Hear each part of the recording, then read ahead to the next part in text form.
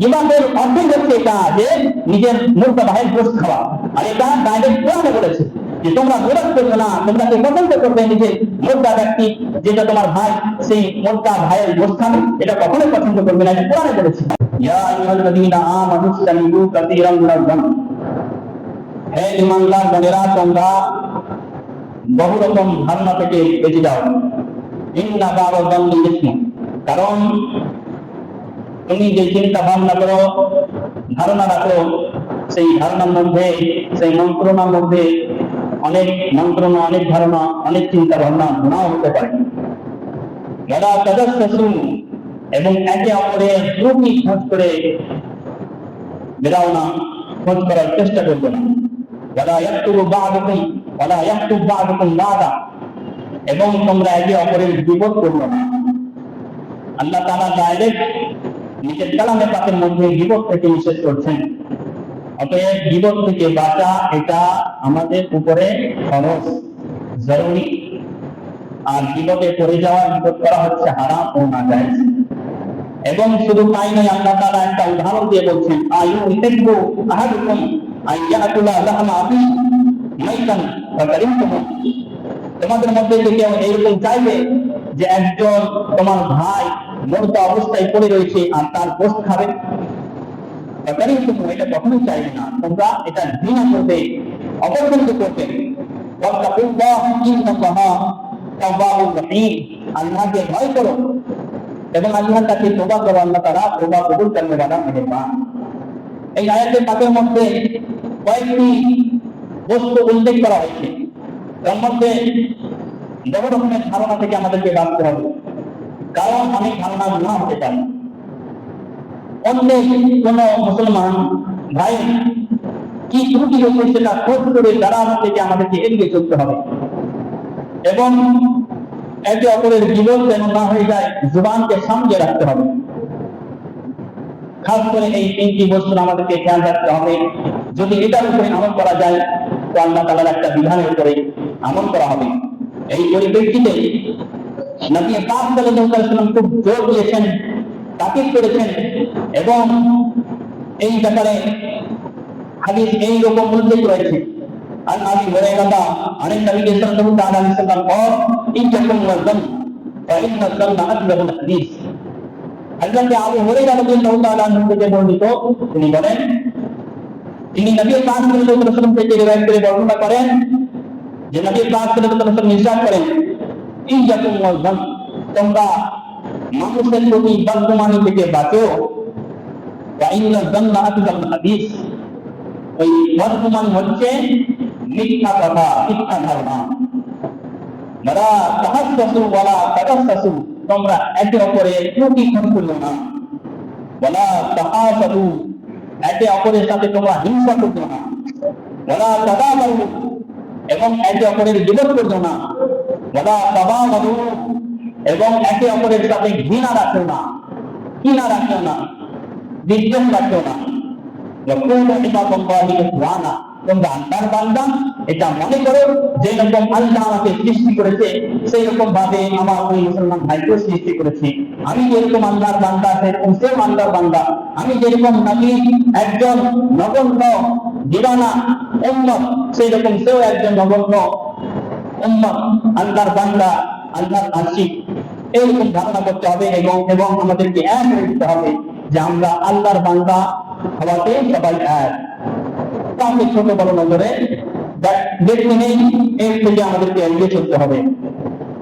আর আনাস বিন মালিক আল্লাহ রাসূল সাল্লাল্লাহু আলাইহি ওয়াসাল্লাম বলেন, হযরত আনাস বিন মালিক রাদিয়াল্লাহু তাআলা আনহু থেকে বর্ণিত তিনি বলেন যে রাসূলুল্লাহ সাল্লাল্লাহু আলাইহি ওয়াসাল্লাম ইরশাদ করেন, লা তাবাগাদু ওয়া লা তাহাসাদু, তোমরা একে অপরের সাথে ঘৃণা রাখো না, বিদ্বেষ রাখো না, এবং একে অপরের সাথে হিংসা করবে না।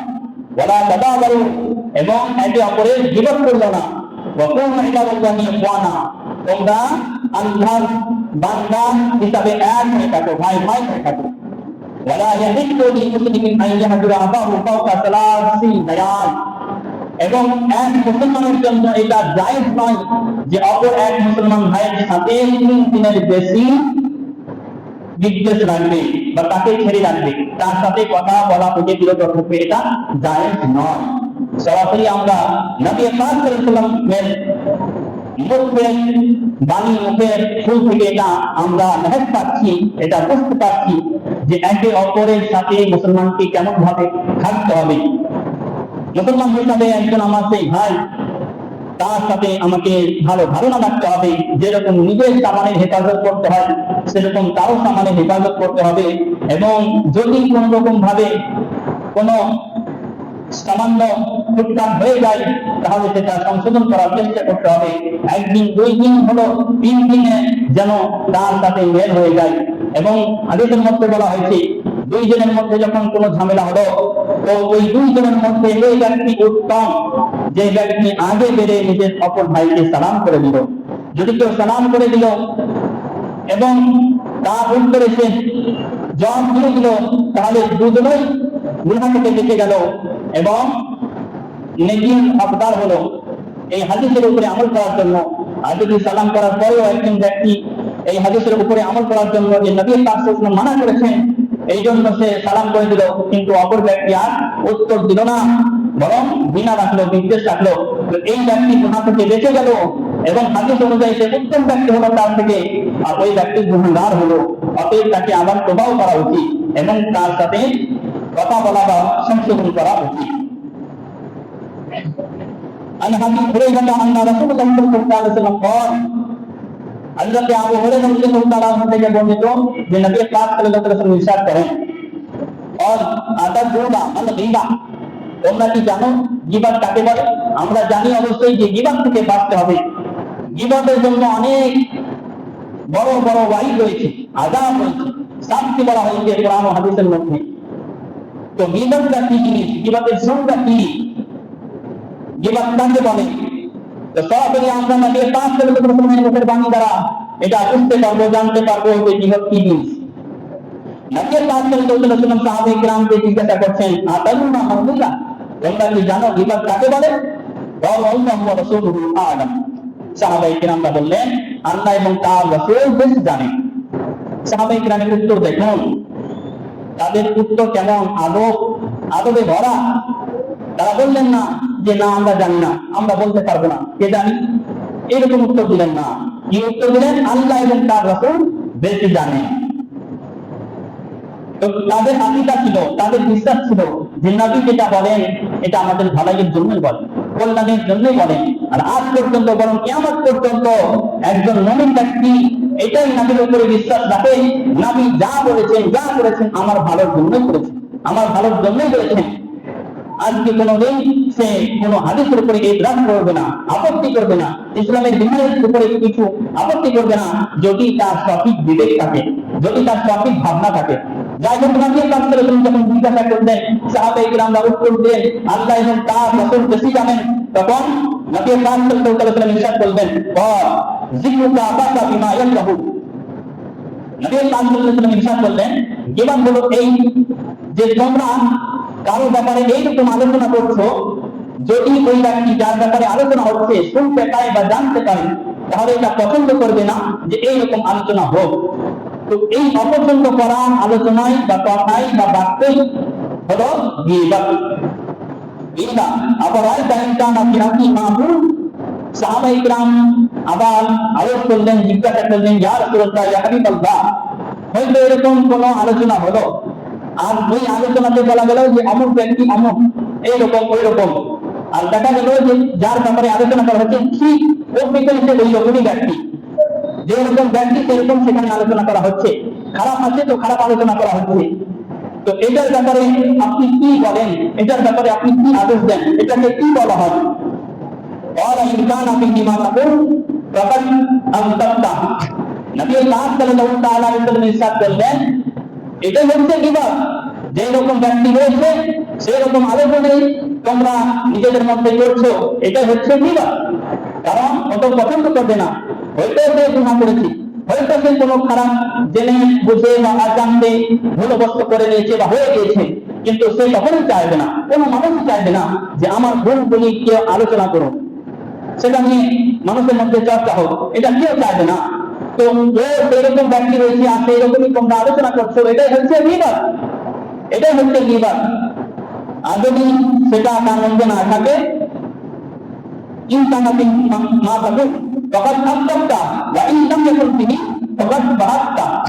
আর যদি সেরকম আচরণ বা সেরকম গুণ তার মধ্যে না থাকে, যেরকম আচরণ আলোচনা হচ্ছে, অর্থাৎ সে ভালো কিন্তু আলোচনা হচ্ছে খারাপ, তাহলে এটা জীবন থেকে আরো বেশি হয়ে গেল তহমত, অপবাদ।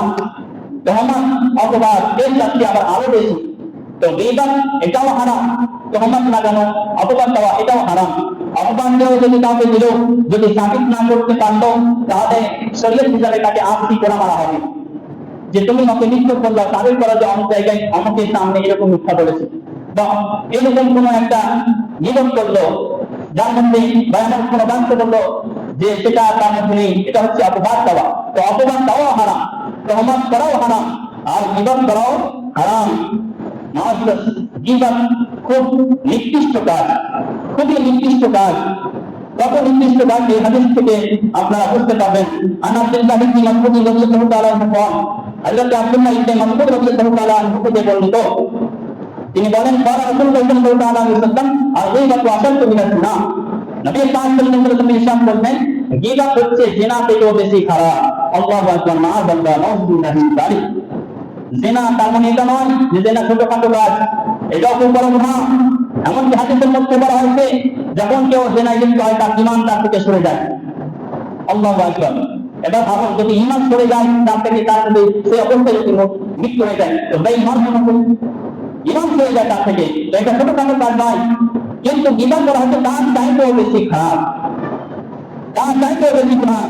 কারণ যখন জিজ্ঞাসা করা হলো কিরা ওয়াকাইফা, ইয়া রাসূলুল্লাহ এটা কেমন করে, বলা রাসূলুল্লাহ সাল্লাল্লাহু আলাইহি ওয়াসাল্লাম আলাইহি, নবী পাক সাল্লাল্লাহু আলাইহি ওয়াসাল্লাম ইরশাদ করলেন, যখন কেউ ব্যভিচার করে নেয় আবার সে পরে করে নাজিল হয়, শর্মিন্দা হয়, আল্লাহকে ভয় হয় যে আল্লাহ তাকে কেমন করে মুখ দেখাবো, হয়তো কেউ দেখতে পায়নি, হয়তো কেউ জানে না, কিন্তু আল্লাহ তাআলা সবই দেখছে, সবই জানছে, মরতে তো হবেই, কেউ তো আমার সাথে যাবে না, আল্লাহর সামনেই যেতে হবে, কেমন করে মুখ দেখাবো, তার আল্লাহর ভয় হলো এবং দিন থেকে সে তওবা করবে, আল্লাহ আর কোনোদিন ছোট বড় গুনাহ আর করবো না, কাজ করে যে গুনাহ থেকে তওবা করবো আর কোনোদিন ঘুরে দেখবো না, বড় বস্তু করবো না, দিন থেকে তওবা করবো, তো আল্লাহ তাআলা তওবা গ্রহণ করবে, কবুল করে নেবে।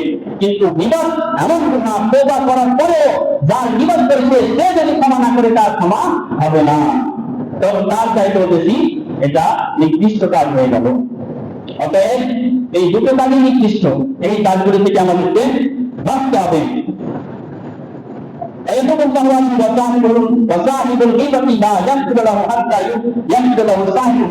অর্থাৎ গীবতকারী যতক্ষণ পর্যন্ত যার গীবত করেছে সে ক্ষমা না করে, ততক্ষণ পর্যন্ত আল্লাহ তাকে ক্ষমা করবে না। আল্লাহু আকবার। মুআজ্জাজ, গীবত কত নিকৃষ্ট কাজ। হযরত হাসান বসরি রাহমাতুল্লাহি তাআলা আলাইহি, আল্লাহর একজন প্রিয় বান্দা, আল্লাহর ওলি, তার ব্যাপারে কেউ গীবত করলো, আর ওই কথা শুনে কেউ হযরত হাসান বসরি রাহমাতুল্লাহি তাআলা আলাইহি এসে বলে দিল যে অমুক ব্যক্তি আপনার গীবত করেছে।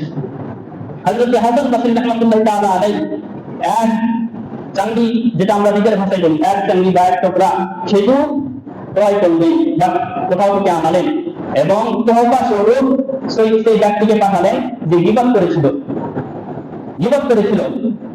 মুআজ্জাজ যখন ওই ব্যক্তি দেখলো যে হাসান বসরি রাহমাতুল্লাহি তাআলা আলাইহি এক টুকরা খেজুর পাঠিয়েছেন, সে আশ্চর্য হলো, আমি তো তার গীবত করেছি, আমি তো তার দুর্নাম করেছি, শাস্তি তো যদি তিনি দিতে চান তো শাস্তি দিতে হতো, কিন্তু তিনি এক টুকরা খেজুর পাঠিয়েছেন। সঙ্গে সঙ্গে সে হযরত হাসান বসরি রাহমাতুল্লাহি তাআলা আলাইহির কাছে গেল, যাওয়ার পরে বলল, হুজুর একটা কথা জিজ্ঞাসা করবো। বলে কি? বলে আপনার আমি গীবত করেছি, কিন্তু আপনার দুর্নাম করেছি, কিন্তু আপনি আমাকে খেজুর পাঠিয়েছেন। হযরত হাসান বসরি রাহমাতুল্লাহি তাআলা আলাইহি বললেন যে কিয়ামতের দিনে একটা নেকির জন্য মানুষ ছুটাছুটি করবে, কোন মা কোন ছেলেকে একটা নেকি দিবে না, কোন বাপ একটা নেকি দিবে না, কোন ছেলে একটা নেকি দিবে না, কোন প্রিয় মানুষ যতই দুনিয়াতে থাক না কেন একটা নেকি কেউ কাউকে দেবে না। কিন্তু আজকে যদি কারো গীবত করা হয়, তার কিয়ামতের মাঠে যে গীবত করেছে তার নামে আমাল কি দেখা হবে, যদি নেকি থাকে তার নেকি গুলি যার গীবত করছে তার নামে আমাদের ভরে দেওয়া হবে। আল্লাহু আকবার। হযরত হাসান বসরি রাহমাতুল্লাহি তাআলা আলাইহি বললেন, তুমি আমার গিবত করেছো, তার মানে এটা যে কিয়ামতের দিনে তোমার থেকে আমি নেকি পাবো। কিয়ামতের দিনে যদি তোমার দ্বারা আমার সাহায্য হয়, আজকে আমি তোমার একটু সাহায্য করবো না, এই জন্য আমি কিছু পারবো। সঙ্গে সঙ্গে ওই ব্যক্তি তোবা করলো যে এরকম আর কোনোদিন কাজ করবো না, বায়াত গ্রহণ করলো এবং আল্লাহ তাআলা এবারে একেবারে ধ্বংস হয়ে গেল। এরকম আল্লাহ ওয়ালাদের কাছে অনেক ব্যক্তি তোবা করার পরে ভালো মানুষ হয়ে গেছে। তো আমাদের তো এই গীবত থেকে বাঁচতে হবে। খুবই এই নিকৃষ্ট কাজ এটা। আরেকটি হাদিসে পাক, যদি কেউ গীবত করে তাকে রোকতে হবে, নিজের মুখকে সামনে রাখতে হবে।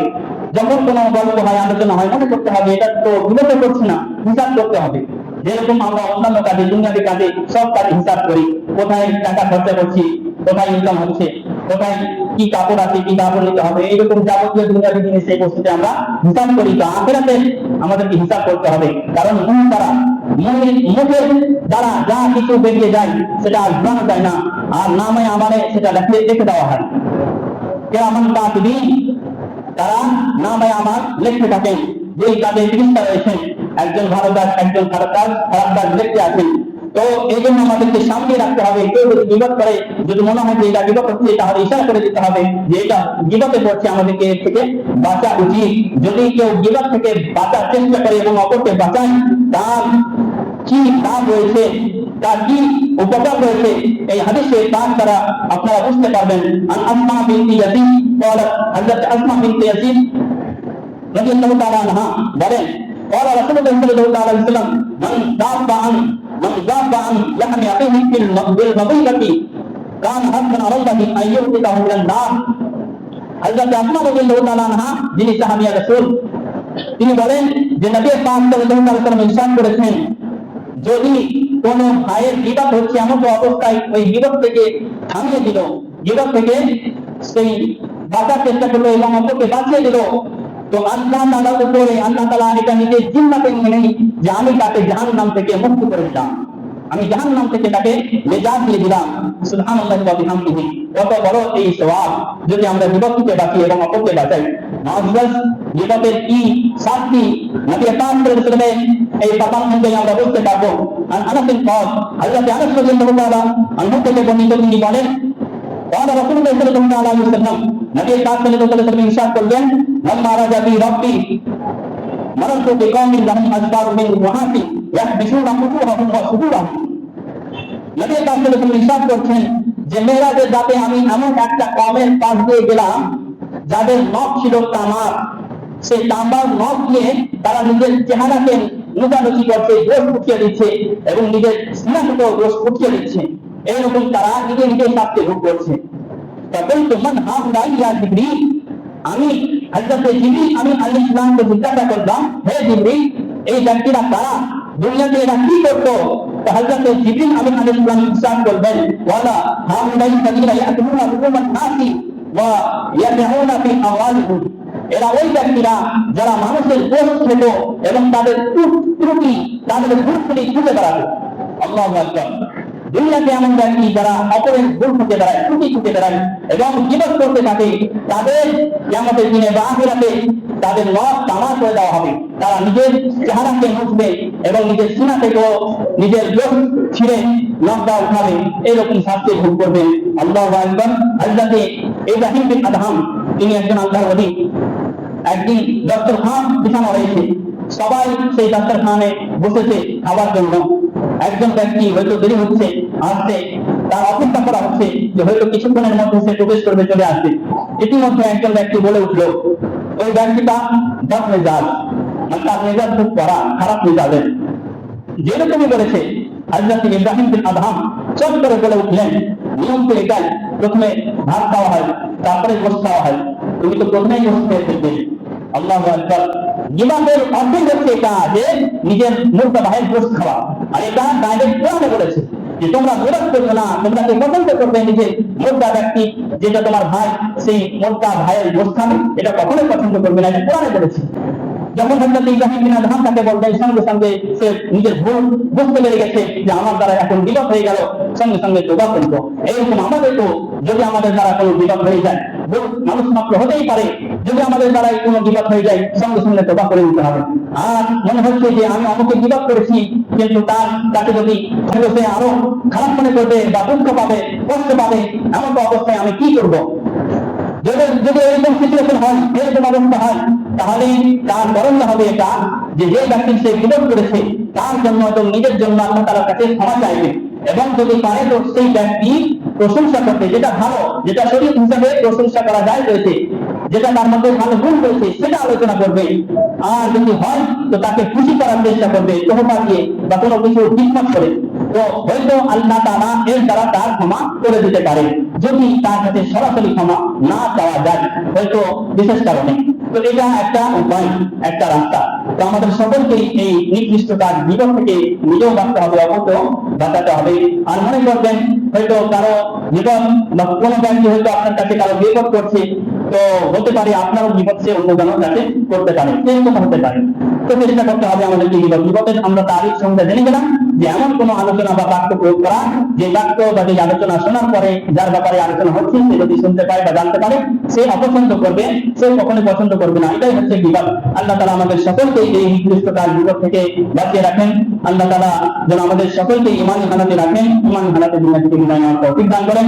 সকলে বলুন আমিন সুম্মা আমিন। ওয়া মা আলাইনা ইল্লা আল বালাগ। আসসালামু আলাইকুম।